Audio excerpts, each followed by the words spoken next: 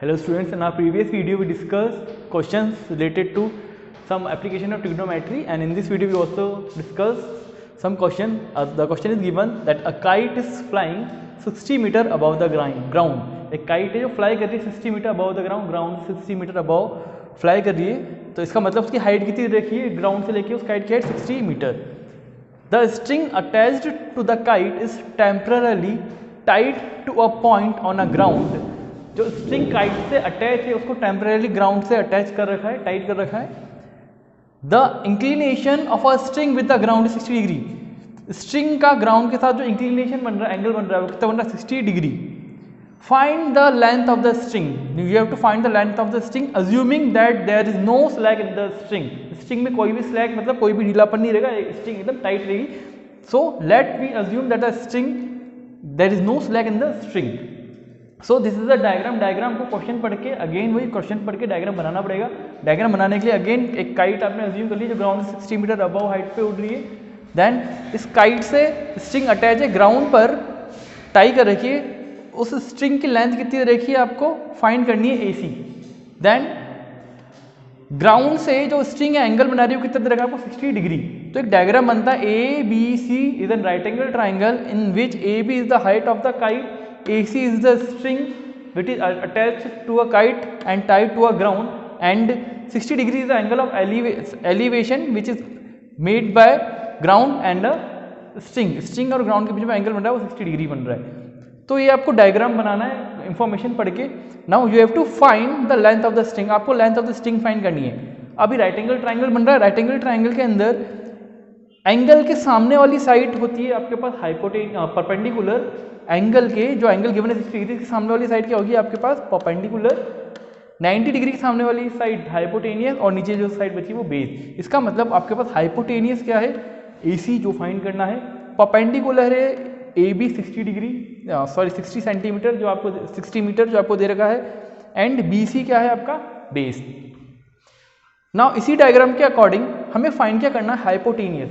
तो hypotenuse find करना है और क्या दे रखा है परपेंडिकुलर. तो हाइपोटेनियस एंड परपेंडिकुलर का रिलेशन अगेन वही पंडित बद्री प्रसाद हर बोले हाइपोटेनियस आपको निकालनी है string the length of a string and आपको परपेंडिकुलर दे रखा था. परपेंडिकुलर हाइपोटेनियस का रिलेशन होता है. परपेंडिकुलर अपन हाइपोटेनियस का जो रेशियो होता है वो होता है साइन थीटा. तो साइन थीटा लगाएंगे और थीटा यहाँ पे दे रखा है, थीटा एंगल होता है जो रखा है वो 60 डिग्री. तो साइन 60 डिग्री में लिखूंगा परपेंडिकुलर अपन हाइपोटेनियस. और परपेंडिकुलर क्या है AB एंड हाइपोटेनियस है AC. तो लिखा AB अपॉन AC. तो sine 60 is equals to AB upon AC.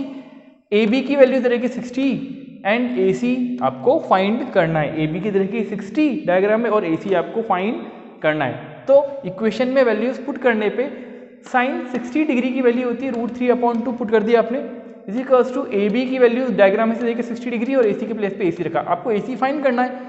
AC find करना है. AC he length of a string है. तो क्या करेंगे क्रॉस मल्टीप्लाई करेंगे. क्रॉस मल्टीप्लाई करें तो AC √3 से मल्टीप्लाई होगा एंड 60 2 से मल्टीप्लाई होगा. तो 60 × 2 that is 120 and AC × √3 is AC √3. तो AC √3 is equals to 120. Now you have to find the value of AC के साथ √3 मल्टीप्लाई हो रहा है. इक्वेशन की सेकंड तरफ ट्रांसफर करेंगे तो डिवाइड हो जाएगा. तो AC इक्वल्स टू 120 अपॉन √3. अब अगेन सेम वही कंडीशन डिनोमिनेटर में रूट की फॉर्म आ रही है तो क्या करेंगे अपन रैशनलाइज मीन √3 से मल्टीप्लाई √3 से डिवाइड. डिनोमिनेटर में जो भी वैल्यू आती है उससे मल्टीप्लाई और डिवाइड कर देते हैं. तो मल्टीप्लाई और डिवाइड कर दिया √3 से मल्टीप्लाई √3 से डिवाइड. इस प्रोसेस से बोलते हैं अपन rationalisation. Now 120 multiply √3 divide by √3 multiply √3. Denominator में √3 अगर √3 से मल्टीप्लाई होगा तो कितना आएगा 3. So your answer is 120 √3 upon 3. Now 120 3 से कैंसिल आउट हो जाएगा दैट इज 40 टाइम. सो 3 से 120 कैंसिल आउट 40 टाइम. तो 40 √3 मीटर. 40 √3 मीटर ये किसकी वैल्यू है ये वैल्यू है अपने AC की. और AC आपने क्या माना था AC आपने माना था string the length of the string. जो स्ट्रिंग की लेंथ आपको फाइंड करनी है AC वो कितनी आएगी 40 √3 मीटर. सो इंपॉर्टेंट क्या है इसके अंदर डायग्राम. सबसे आपको डायग्राम बनाना है. क्वेश्चन पढ़ के डायग्राम बनाने के बाद जो भी चीज़ें मेंशन है वो डायग्राम में मेंशन कर दो. हाइट है कि स्ट्रिंग है कि एंगल ऑफ एलिवेशन है एंड राइट एंगल ट्राइंगल के अकॉर्डिंग आप ये पता कर लो कि जो चीज़ फाइंड करनी है और जो जो गिवन है उसके बीच में कौन सा रिलेशन लग रहा है अकॉर्डिंग टू ट्रिग्नोमेट्रिक रेशियो, वो रिलेशन लगा के sin 60 लग रहा है यहाँ पे, sin 60 मतलब परपेंडिकुलर अपॉन हाइपोटेनियस लगा के फिर सॉल्व करना है। तो AC निकाल ले, AC की लेंथ क्या कि 40√3 metre. I hope you understand this video, thank you so much.